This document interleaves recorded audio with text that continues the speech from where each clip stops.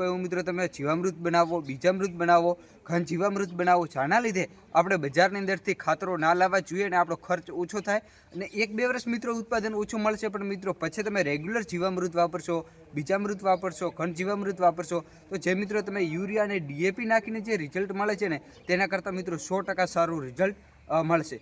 તો ચાલો મિત્રો, તો આપણે બધા સાથે મળીને પ્રાકૃતિક ખેતી કરીએ. અને નમસ્કાર ખેડૂત મિત્રો, સ્વાગત છે તમારો અમારી યુટ્યુબ ચેનલ ખેતીવાડી યોજનાની અંદર. આજે આપણે મિત્રો વાત કરીશું તો કે જીવામૃત કેવી રીતે બનાવવું જોઈએ એ વિશે આપણે મિત્રો સંપૂર્ણ માહિતી મેળવીશું. સૌથી પહેલાં તો આપણે મિત્રો વાત કરીએ તો જીવામૃતની અંદર કેટલી વસ્તુઓ જોઈએ છે, કેટલા દિવસની અંદર આ તૈયાર થઈ જાય છે અને કેવી રીતે ખેતરની અંદર ઉપયોગ કરવો જોઈએ, જેના લીધે આપણે 100% રિઝલ્ટ મળે.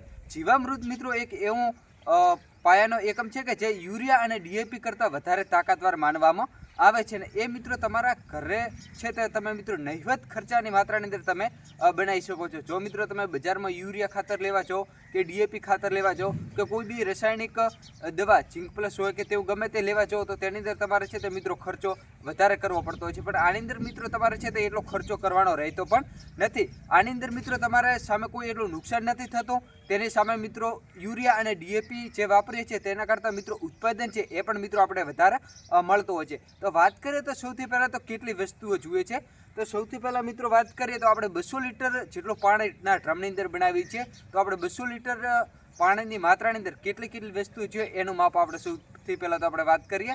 તો સૌથી પહેલાં મિત્રો તમારે 10 કિલો જેટલો મિત્રો તમારે છાણ લેવાનું રહેશે.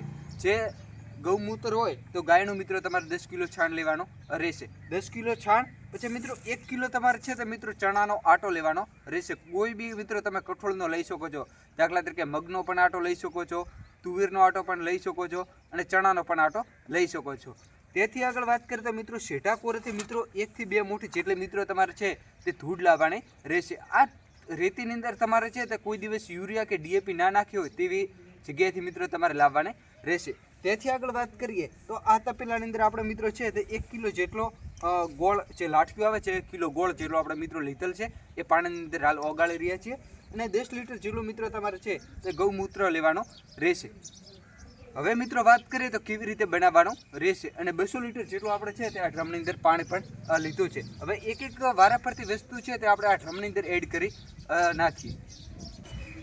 સૌથી પહેલાં તો મિત્રો આપણે છે તે આ 200 લીટર જે પાણી લીધું એની અંદર જે 10 લીટર જેટલું ગૌમૂત્ર છે એ આપણે એડ કરી રહ્યા છીએ.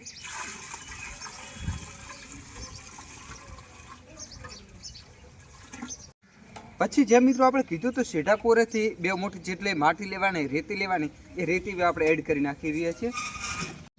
અને જે મિત્રો આપણે કિલો ગોળ લીધો હતો એ હજી સુધી તપેલામાં એટલો બધો ગળ્યો નથી, પણ હવે આપણે આ ડ્રમની અંદર રાખીશું 4-5 દિવસ એટલે તેની અંદર છે તે ગળી જશે ને આપણો રિઝલ્ટ પણ મિત્રો સારો મળશે.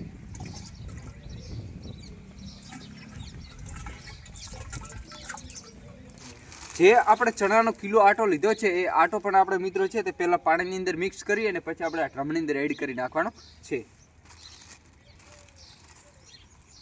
બંધ કર. જે મિત્રો આપણે કિલો ચણાનો આટો લીધો હતો એ આ ડ્રમની અંદર આપણે એડ કરી નાખીએ.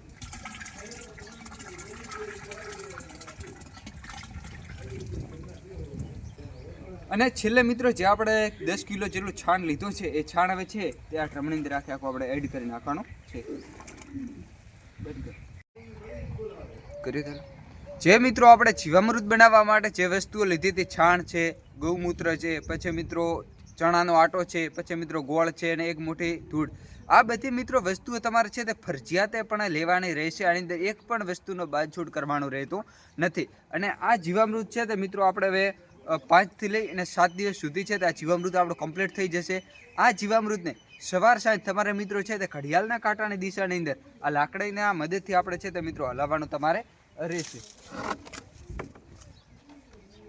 જે મિત્રો આ લાકડીના મદદથી જે આપણે ઘડિયાળનો કાંટાની દિશાની અંદર જે ઘડિયાળ દિશામાં ભમે છે એ કાંટાની દિશાની અંદર મિત્રો આવી રીતે તમારે દરરોજ સાંજ અને સવાર 5-5 મિનિટ તમારે હલાવવાનો રહેશે. અને જે મિત્રો આ તમે આ જીવામૃત તૈયાર કરો, આ જીવામૃત છે તે મિત્રો કોઈ બી છાયડાની નીચે મિત્રો તમારે રાખવું. આપણે દેખો મિત્રો ઉપર આંબા છે તો આંબાના છોડને નીચે રાખેલ છે, કારણ કે આની અંદર કોઈ તડકો પડે તો મિત્રો એટલું બધું રિઝલ્ટ આપણે મળતું નથી.